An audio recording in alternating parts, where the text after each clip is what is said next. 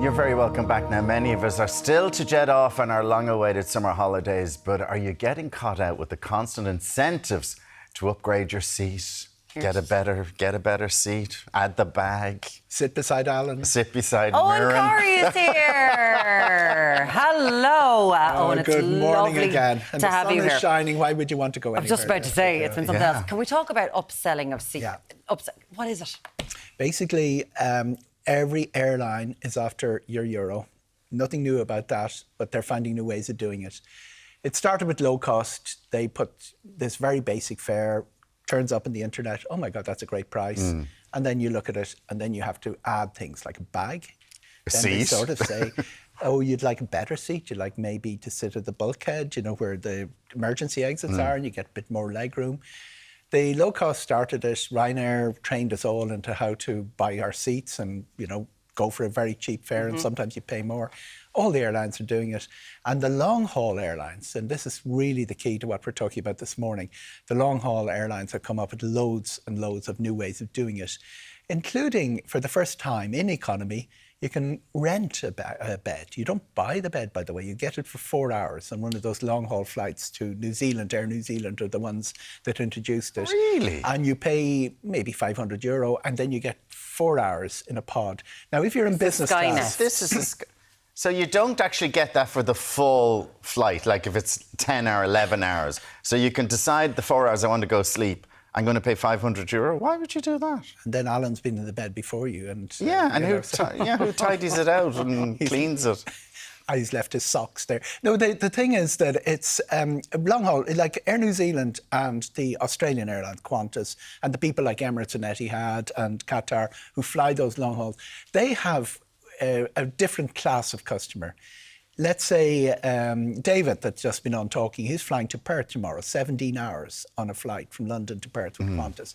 It's a long, long way. And sometimes, like if you're in business class, you get these wonderful lie back, but it costs a fortune. The relationship of business to economy on a train is maybe 50% more, in 5 or 6 times the price on an aircraft.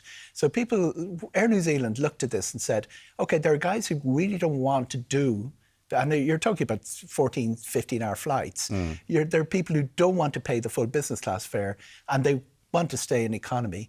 But let's sell them a couple of hours. Okay. Well, that's what premium economy is for, no? Now, you're into another area here. Long ago, there was business class and economy. Yeah. Now there can be 5 different classes on an aircraft. Generally, you have a business class. In some of the flights out of London and Paris, you'll have first class as well. That's off the scale. Etihad's first class, you have a shower, you have all of that, you have a suite. It's for sheikhs, madam sheikhs. Yeah. But business class, the one most Irish people will do if they're upgrading, it's very comfortable. You get about 60 inches of pitch. And then you've got your economy, which is generally 32, 33 inches. But they've put an in-between one. And it's a lot of people are asking me, is it worth it on the flight to Australia?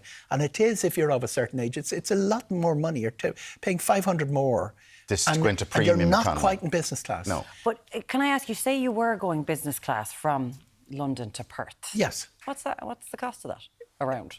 It's how long is a piece of string, but when you can get sale fares in January, but you're generally talking about €1,200 for an economy seat and nearly 5,000 for a business class seat. Oh, so right. it can be 4 times.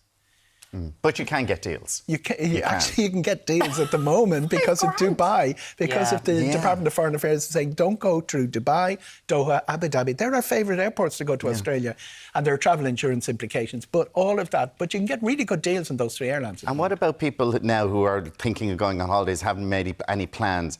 What's it like what's the market like at the moment? Like when you're seeing the weather here is really beautiful. Great prices. Really great prices at the moment. The reason is not to do with the weather. The reason is to do that people are booking late. A little bit of uncertainty earlier, February, March, the war, what would happen, fuel, all of that. And that left people backing off prices. The sales dropped by about 20% in March. Now, the fares close in. The next 2 weeks are quite expensive. You can pay something like €400 to go to Malaga, and you can look 6 weeks out and see it for 45. Okay. There's always a difference between late and... It's insane this year. It's off the scale. You know, when we saw the Ryanair flight last week where someone on a window seat, yes. like the window blew out as they take off and they're up, Flight and then your man... 1879, yeah. There you go. Would something like that, which was mad to watch, I thought I was watching Very Passenger dramatic 57, on social media. very dramatic. Would that have an effect on something like window seats? No, actually, No. The window seat is famous in Ryanair because seat 11A doesn't have a window. So it's an internet meme, the seat with no window. And now people are saying, well, that's the one to go for. It hasn't at all. And the reason is it's so rare. You won't get sucked out. We have 100, we've over 100,000, over 11,800 flights a month from Ryanair on that take off and land. And in the 41-year history of Ryanair, we've had one bird strike back in 2018 and this window incident last week. Two out of the millions of flights that they take. It's so the most dangerous part of your travel, your air travel, is the road to and from the airport. Yeah, they're so safe. Beyond Absolutely. safe. Beyond Perfect. So you'd say look out 4 weeks from now? Absolutely. 6 weeks out is good. 6 weeks out? It's the rum time to book, and it's really, really working for the consumer. It's a game every year between the airline and the travel agent, the consumer, who gets the best deal. The consumers are playing it very well this year. But it's like Cheltenham or Punchestown or Galway races. You're playing with the bookies, and they always win. They're always going to try and upsell you a better seat, like where you're sitting. And if you want to sit together, getting the bag on board, everything. Getting the bag on board next year, from the end of next year, they will not be able to put a price on the internet that doesn't include the bag. So from the end of next year, instead of the cheapest price, you're going to get a price with a bag, priority boarding, and then you can go in and find even cheaper seats. Insane, but that's the way. That's the way they have to do. Sell with a bag, but you can find one without a bag when you go in. Owen Curry, editor Always at a pleasure. Travel Extra. Thank you so much for joining us. Appreciate it.